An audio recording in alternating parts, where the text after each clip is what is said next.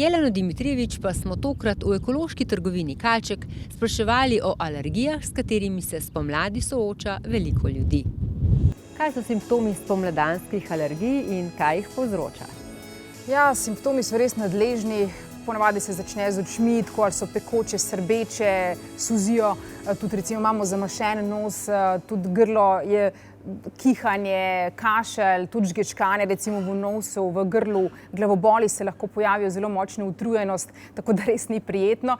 Zdaj že vsak 10. Slovenec ima alergijski rinitis ali seneni nahod. V Evropi je to, mislim, tam nekje vsak 4. že ima težave s tem, tako da je res ena epidemija ravno tistih alergij. Seveda vse je povezano spet z imunskim odzivom in tako dalje, in tako da tukaj je glavna težava. Cvetni prah je ta, ki ga povzroča, ampak ni to glavni povzročitelj. Težava je seveda v tem, v kakšnem stanju je naše telo, kako deluje naš imunski sistem, zakaj se tako mogoče pretirano odziva. Težave se začnejo aprila najpogosteje, zaradi tega, ker takrat cveti breza, veliko ljudi je alergično ravno na brezo, tudi različna druga drevesa, tako da se te alergije se lahko podaljšajo tudi tam do jeseni. Torej, te alergije se dajo pozdraviti na kakšen način, Jelena? Ja, vsekakor. Tudi se lahko stanje izboljša, lahko nekateri popolnoma pozdravijo alergije, seveda, ko spremenijo svoje telo in svoje navade in tako dalje. Jaz imam veliko strank, ki jim je to uspelo. Predvsem tukaj govorimo o spremembi prehrane, izločimo vse to, kar je tu tipično alergeno. Tukaj predvsem je poudarek mleko, mlečni izdelki živalskega izvora so zelo problematični, gluten. Za nekatere bojo vsa žita problematična zaradi tudi teh navzkrižnih reakcij, zaradi botanične sorodnosti recimo z drevesi, z travami in tako dalje. V vsakem primeru je treba tudi dodajati mogoče kakšne stvari, paziti, da je hrana bogata z vitaminom A, C, D, B kompleks, magnezij, veliko sadja in zelenjave mora biti, zaradi tega, ker je pomembno, da zaužijemo tudi dosti kvercetina, ki deluje kot antihistaminik. Prehrana res mora biti osnova, se pravi vse, kar je bolj bazično. Tipični alergeni so še recimo, ne vem, kakšna koruza, jajca, kakšni morski sadež in tako dalje, soja. Zdaj odvisno, kdo ima kakšne težave. Tisti, ki imajo astmo, morajo paziti tudi na histaminsko bogata živila. Pomagajo pa nam marsikatera rastline, marsikatera zelišča, ki jih lahko uporabljamo, da pol to podpremo, tako da vedno obstaja način, kako se izognemo tem težavam.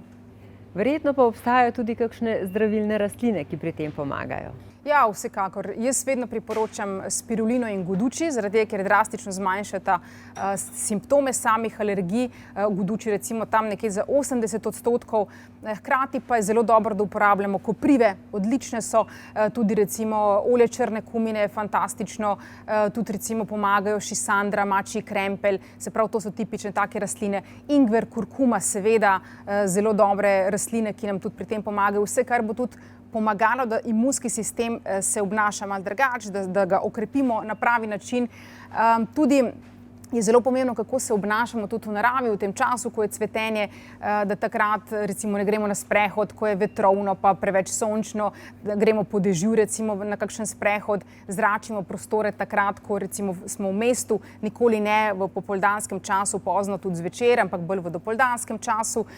Tudi recimo si operemo svoje oblačila, ko gremo sprehoda, pazimo recimo tudi, da smo zaščiteni, ko smo v naravi, tudi recimo si pomagamo z ionizatorjem, fantastičen, vdihavanje negativnih ionov, že imamo te aparate, ki tudi drastično zmanjšajo simptome alergij. Lahko si pomagamo, ne vem, s kakšno akupunkturo, akuprensuro, tudi recimo kiropraktiko, homeopatijo, bioresonanco, se pravi tudi nekateri taki ukrepi. Tako da ključne stvari, nekaj pomembnih prehranskih dodatkov, ki nam pri tem zelišč, ki nam pomagajo, pravilna prehrana, izločimo alergene, tisto, kar nas največ moti, in si pol pomagamo še dodatnimi tistimi terapijami, ki pol izboljšajo celoten proces in res smo zmagali.